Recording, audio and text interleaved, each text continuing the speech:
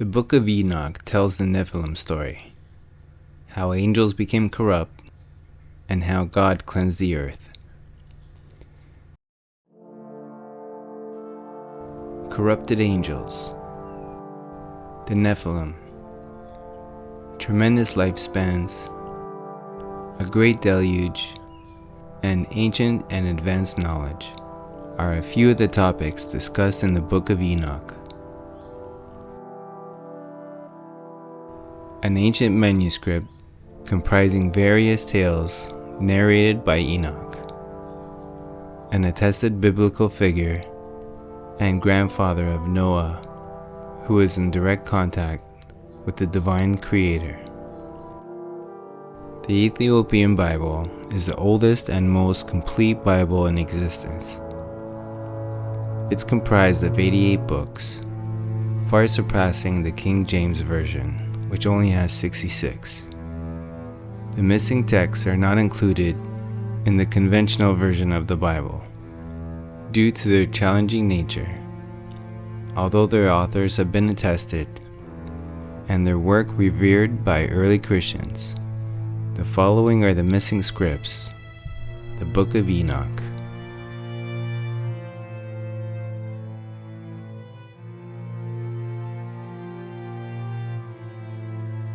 The Book of Enoch, Esdras, Baruch, Maccabee, and various others that never made it to the current version of the Bible.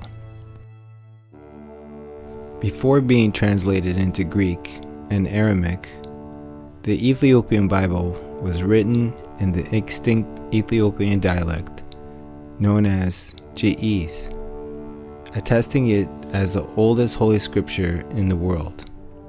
800 years earlier, before the King James Version had surfaced. Enoch was the great-great-grandfather of Noah, the seventh generation of humans after Adam.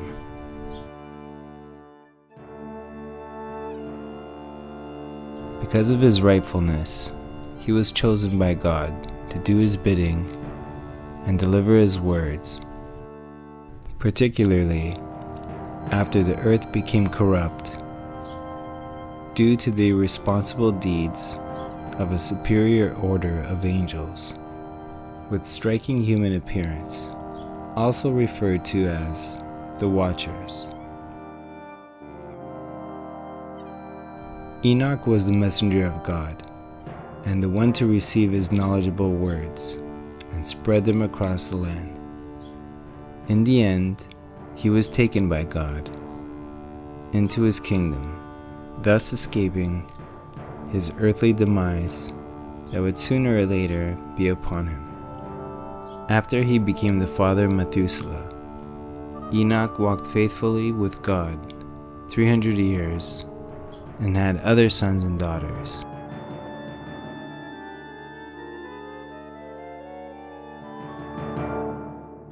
Although Enoch lived a total of 365 years, Enoch walked faithfully with God. Then he was no more, because God took him away. By faith, Enoch was taken from this life, so he did not have to experience death. He cannot be found, because God had taken him away. For before he was taken, he was commended as the one who pleased God. Hebrews 11-5.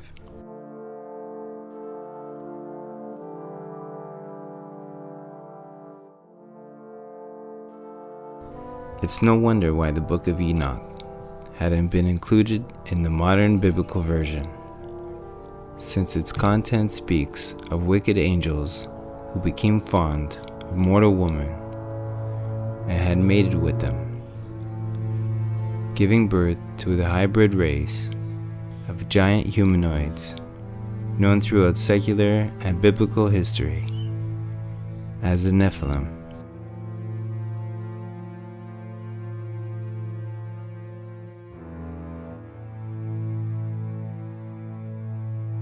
And it came to pass, when the children of men had multiplied that in those days were born unto them beautiful and comely daughters.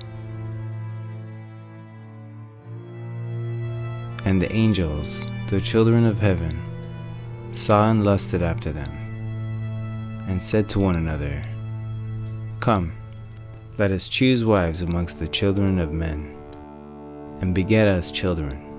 And Samaja, who was their leader, said unto them, I fear ye, and will not indeed agree to do this deed, and I alone shall have to pay the penalty of a great sin.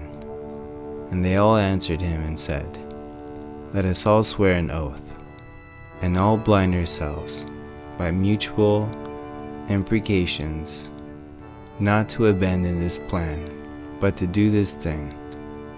Then swore they all together and bound themselves by mutual imprecations upon it.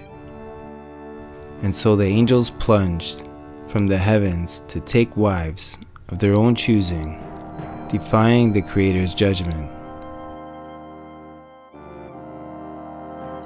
They numbered 200 and were led by their leaders. When the angels descended upon the earth, they started offering gifts of knowledge to both mortal men and women, thus defying the will of the Creator of an unaltered race of humans with a will of their own. In exchange, the angels demanded respect and adoration, but unaware they were of the chaos they had instituted, were led astray, and became corrupt in all their ways.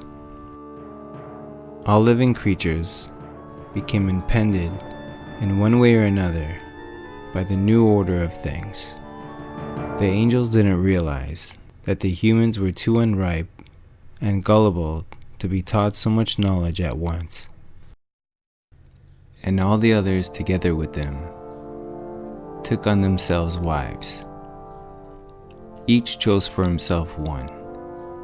They began to go in unto them, to defile themselves with them. They taught them charms, enchantments, the cutting of roots, made them acquainted with plants. They became pregnant, and they bare great giants, whose height was 3,000 ells, who consumed all the acquisitions of men. When men could no longer sustain them, the giants turned against them and devoured mankind. They began to sin against birds, beasts, reptiles, fish, to devour one another's flesh and drink the blood. Then the earth laid accusation against lawless ones.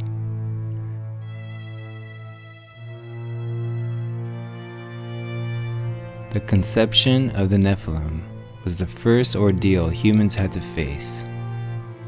Intervening into the natural order of things had infuriated the Creator. So the Watchers and all that had been corrupted were about to taste retribution and destroy all the spirits of the reprobate and the children of the Watchers, because they have wronged mankind. Destroy all wrong from the face of the earth, and let evil work come to an end, and let the plant of righteousness and truth appears, and shall prove a blessing. The works of righteousness and truth shall be planted in the truth and joy forevermore. And cleanse thou the earth from all oppression, and from all unrighteousness, and all sin, and all from all godlessness, and all the uncleanness that is wrought upon the earth, destroy from the earth. And all the children of men shall become righteous, and all nations shall offer adoration and shall praise me, and all shall worship me, And the earth shall be cleansed from all defilement, and from all sin, and from all punishment, and from all torment, and I will never again send them upon it from generation to generation forever. Although some may find it hard to believe, the great flood had been scheduled long before Noah came to be, and it was his great-great-grandfather that had spread the divine word. The cataclysm was inevitable, as prior to that moment in time, inhabitants of the earth became corrupted and could no longer live in peace.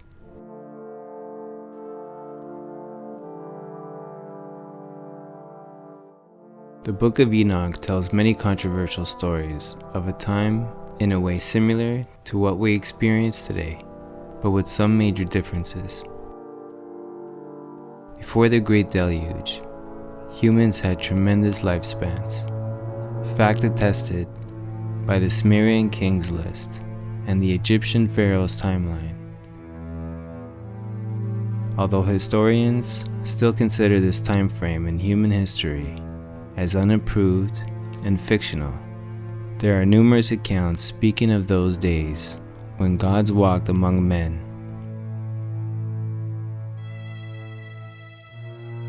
When mythological creatures were not just a figment of imagination, and 100 years of life marked the only beginning of one's journey. Today it seems that our remote history is either not allowed to surface because it would turn the instituted order to bits, or because that cycle of human history was never meant to be known. For some really intriguing reason, how much this seclusion is benefiting mankind, we can only speculate. I believe that such insight would offer us relief, and that's exactly what we need to become at peace with ourselves and the universe which we're all a part of.